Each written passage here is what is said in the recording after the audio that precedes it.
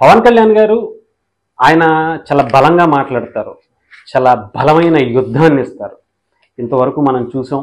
చెప్పాలంటే దశాబ్ద కాలం పాటు ఆయన ఎంత పవర్ఫుల్గా బలంగా మాట్లాడగలుగుతారో ఎన్నిసార్లు చూసాం.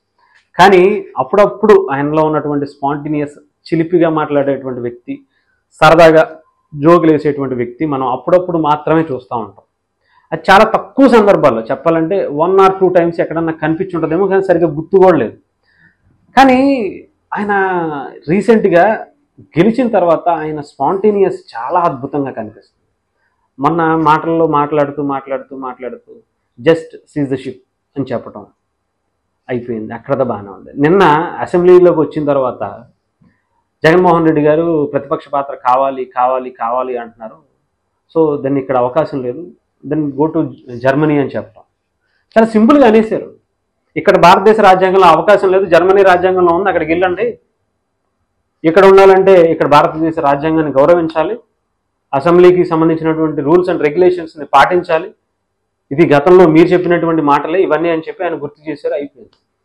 కానీ సోషల్ మీడియాలో ఒక రేంజ్లో వాడుతుంది. నిజంగా అదేదో సినిమాలో అత్తారింటికి దారేది సినిమాలో పవన్ కళ్యాణ్ గారు లాస్ట్ పంచ్ నాదైతే ఆ కిక్కే వేరబ్బా అన్నట్టుగా జగన్మోహన్ రెడ్డి గారు పాపం ఎగేసుకుని 11 మందిని వేసుకుని అసెంబ్లీకి రాను అని చెప్పినటువంటి వ్యక్తి దేనికోసం వచ్చారో పక్కన పెడదాం.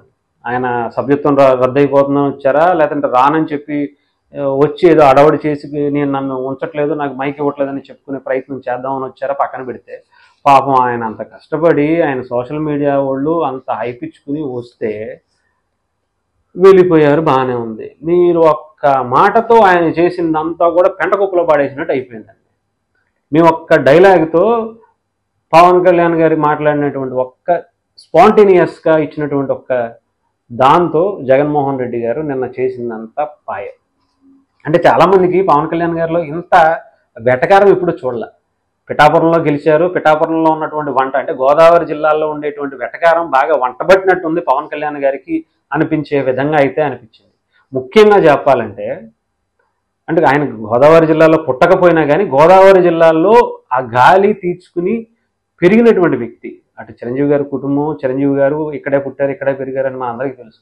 ఆయన వేరే చోట పుట్టినా కానీ ఇక్కడ ఎక్కువగా పెరిగారు. అలాంటిది అక్కడ ఉన్నటువంటి నీరు గాలి లోపలికి వెళ్ళుంటుందిగా, పడ్డాయి, బాగా పడుతున్నాయి, వంట పడుతున్నాయి పవన్ కళ్యాణ్ గారికి. అది రాజకీయాల్లో ఒక్కొక్కడికి ఎప్పుడు ఎలా కావాలో ఆ టైంలో అలా చూపించడానికి పవన్ కళ్యాణ్ గారు సిద్ధంగా ఉన్నారు. ఆయన్నేమి తక్కువ అంచనా అవసరంలా. ఒక్కొక్కడికి యుద్ధం చూపించడమే కాదు, ఆ యుద్ధంలో ఎలా మాట్లాడడమో కాదు, ఇలా చమత్కారంగా చెప్పాలంటే సెటైర్లు వేయటంలో కూడా పవన్ కళ్యాణ్ గారు ఒక రేంజ్లో ఉంటారు.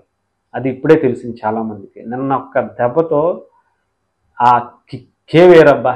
ఎంత చేసినా సరే లాస్ట్లో మీరు ఆ పంచ్ ఇచ్చి వెళ్ళిపోయారు చూసారా, అది కూడా వెనక్కి తిరిగి వచ్చి ప్రెస్ మీట్లో అడిగినటువంటి సమాధానానికి వెళ్ళిపోతూ వెనక్కి తిరిగి వచ్చి ఆ పంచ్ ఇచ్చారు చూడండి.